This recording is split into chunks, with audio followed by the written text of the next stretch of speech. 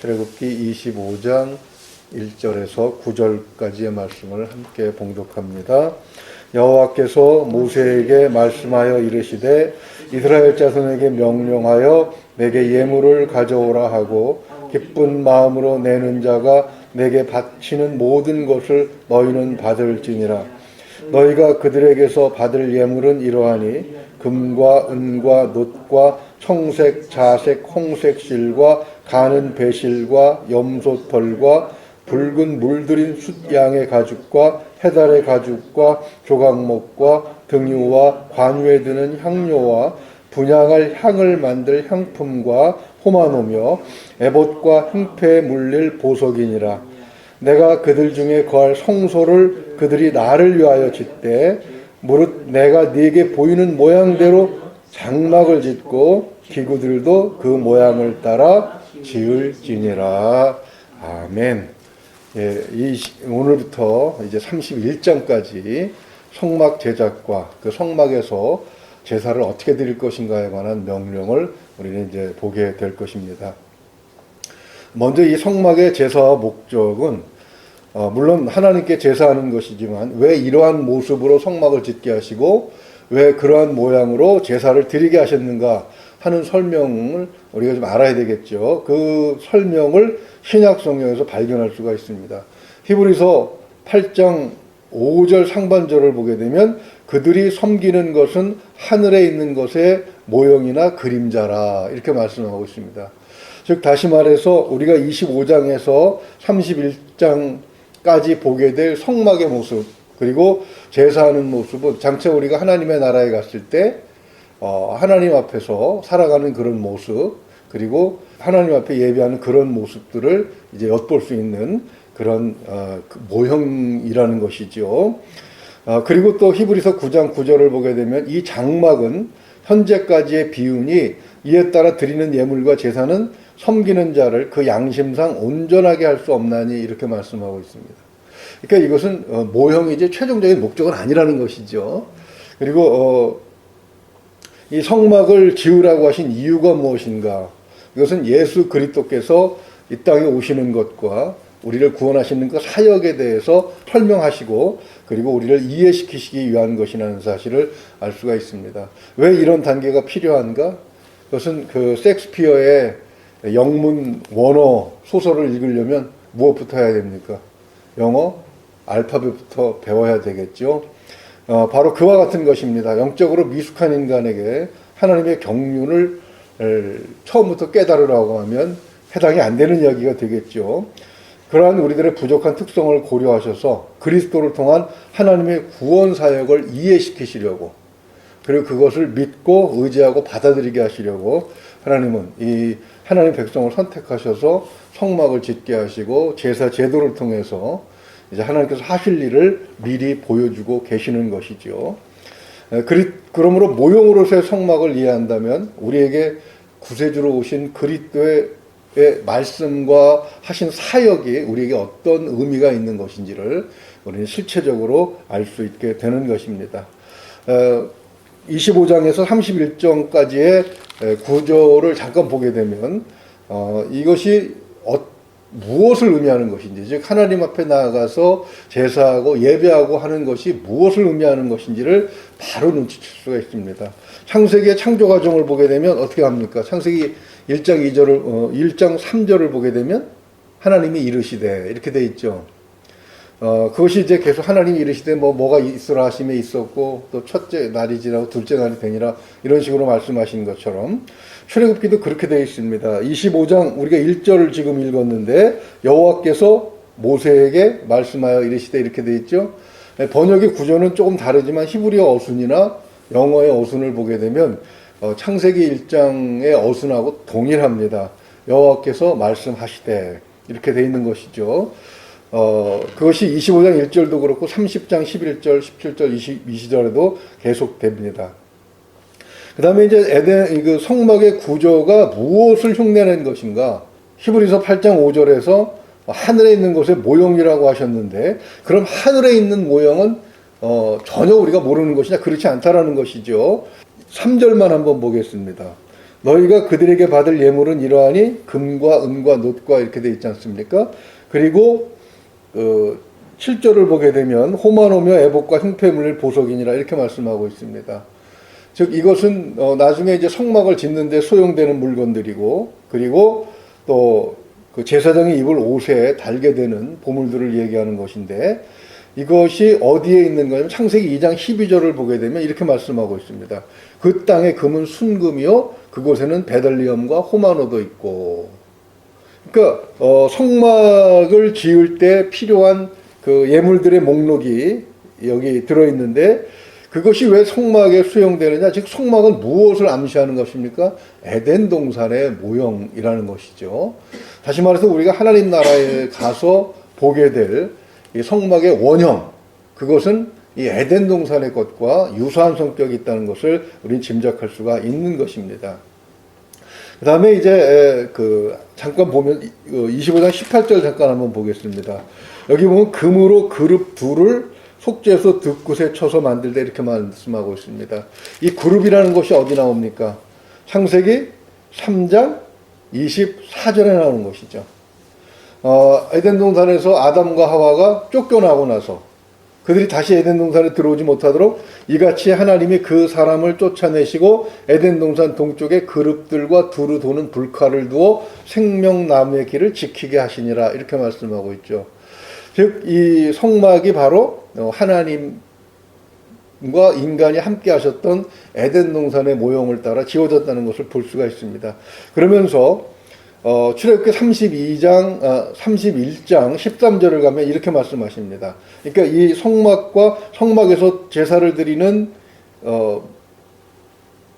모양에 대해서 설명을 하시면서 맨 마지막에 하시는 말씀이 바로 이런 말씀입니다. 너는 이스라엘 자손에게 말하여 이르기를 너희는 나의 안식일을 지키라. 이는 나와 너희 사이에 너희 대대의 표징이니 나는 너희를 거룩하게 하는 여호와인 줄 너희가 알게 함이라. 무슨 얘기입니까? 안식일을 지키라고 말씀하시죠. 이 말씀은 어디하고 동일합니까? 창세기 2장 1절에서 3절을 보게 되면 하나님께서 6일간 창조를 마치시고 7일날 안식하셨다는 그 말씀하고 동일한 것입니다. 그러면서 창세기 3장 1절 이하의 내용과 출애굽기 32장의 내용이 또 동일합니다. 에덴 동산에서 3장에 어떤 현상이 있었습니까? 뱀이 하와를 유혹해서 인간을 타락을 시키죠. 출애굽기 32장 6절을 보게 되면 송아지 우상을 만들어 놓고 그들이 한 짓이 있습니다. 이튿날에 그들이 일찍이 일어나 번제를 드리며 화목제를 드리고 백성이 앉아서 먹고 마시며 일어나서 뛰놀더라 그랬습니다. 즉 다시 말해서 우상을 만들어 놓고 하나님이 원하시는 제사를 드리는 것이 아니라 자기들이 좋은 일을 했다는 얘기죠. 이것과 그 하와가 뱀의 유혹을 받고 선악과를 보았을 때 그가 했던 말을 기억해 보면 동일한 것임을 알 수가 있습니다. 타락의 원리는 동일한 것이죠. 하나님의 뜻을 따르지 않고 인간이 자기 좋은 대로 하는 것. 바로 하와가 느꼈던 그런 것들, 그것을 그 우상 앞에서 바로 즐기고 있는 이스라엘 백성들의 모습은 타락한 현상을 그대로 보여주고 있는 것입니다.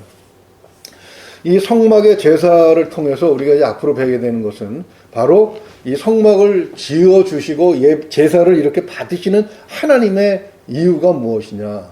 그것은 바로 에덴 동산으로 다시 하나님의 사람들을 회복시키시려는, 복귀시키시려는 하나님의 의도가 그 제사에 들어있는 것이죠. 제사는 죄인인 인간이 하나님을 만나도록 허락된 기회가 되기 때문에 그렇습니다. 즉 에덴 동산에서 쫓겨난 인간이 다시 에덴 동산으로 돌아가기 위해서 무엇이 필요한가? 어떻게 해야 되는가? 그 길은 누가 만들어주는 것이고 그 만들어주는 길을 어떻게 발견할 것이고 그 길을 따라서 갈 때는 어떤 것을 가지고 가야 하는가? 어떻게 해서 가야 하는가? 그런 것들을 이제 성막이 설명을 해주게 되는 것이죠. 이 성막의 최종적인 목적은 고린도후서 5장 18절에서 발견할 수가 있습니다. 모든 것이 하나님께로서 났으며 그가 그리스도로 말미암아 우리를 자기와 화목하게 하시고 또 우리에게 화목하게 하는 직분을 주셨으니 이렇게 말씀하고 있죠. 다시 말해서 성막과 제사를 통해서 하나님 앞에 나온 인간들은 어때요? 하나님과 화목된 관계, 다시 말해서 에덴 동산에서 하나님과 그 인간들이 처음 지냈던 그 상태로 돌아가는 것, 그것이 바로 성막이 보여주는 목적인 것입니다. 또 그것을 알게 하는 것이고, 우리가 하나님 나라에 가면은 우리가 눈으로 보는 것 같은 이런 건물이나 무슨 그런 것이 아니겠죠. 에덴 동산에서 가장 중요한 것은 사람과 하나님이 한 공간에서 화목하게 지냈다는 것. 지금 죄로 인해서 절대 그럴 수가 없지요. 근데 그것이 바로 하나님 나라에서는 가능하게 된다고 하는 것을 성막이 보여주고 있는 것입니다. 자, 그렇다면 오늘 본문 말씀으로 돌아가서 2절을 보게 되면 이스라엘 자손에게 명령하여 내게 예물을 가져오라 이렇게 말씀을 하십니다. 왜 예물을 가져오라고 하셨는가? 첫째는 2절 하반절을 보게 되면 기쁜 마음으로 내는 자가 내게 바치는 것을 너희가 받을지니라 이렇게 말씀하고 있습니다. 기쁜 마음으로 하라는 것이죠. 고린도후서 9장 7절을 보게 되면 각각 그 마음에 정한 대로 할 것이요 인색함으로나 억지로 하지 말지니 하나님은 즐겨내는 자를 사랑하시느니라 이렇게 말씀을 하고 있습니다.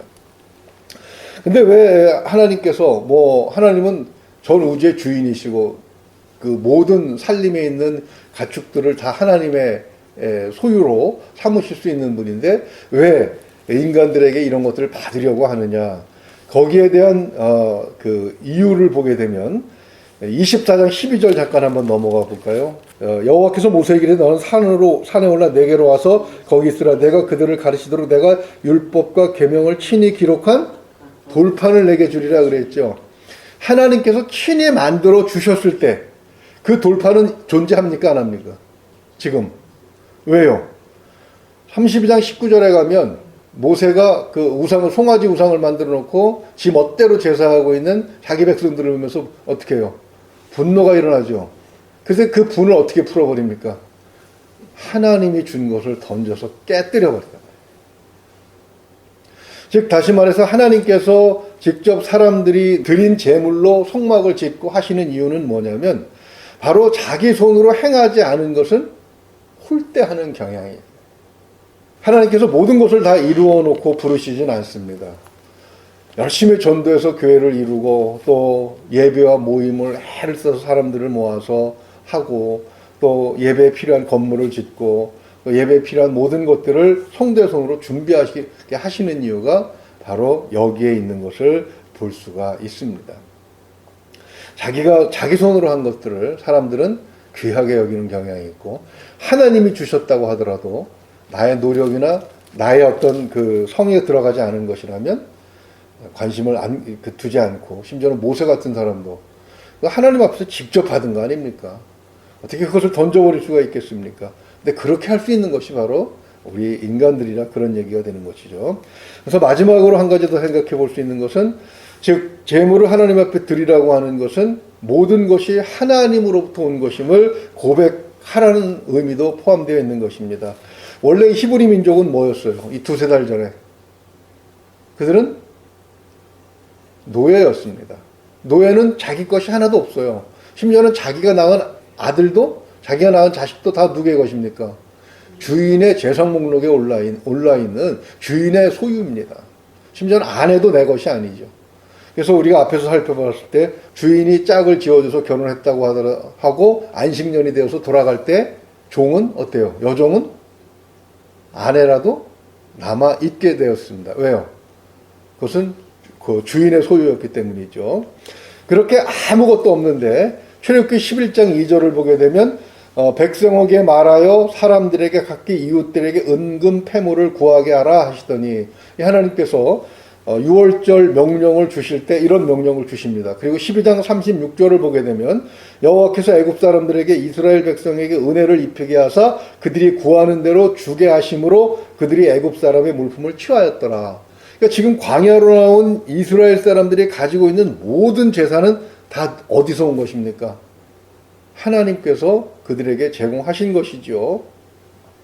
바로 이것, 즉 그들이 가지고 있는 것의 모든 것이 하나님께서 주신 것임을 고백해야 되는 것입니다.